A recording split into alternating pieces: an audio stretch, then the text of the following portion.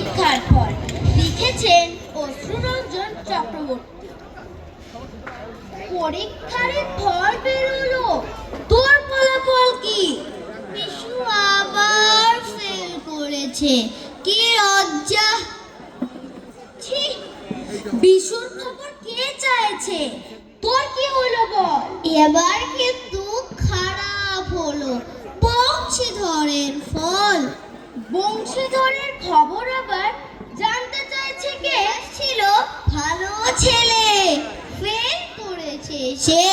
টেনে আবার আনলি প্রভাস, তোর সংবাদ কই?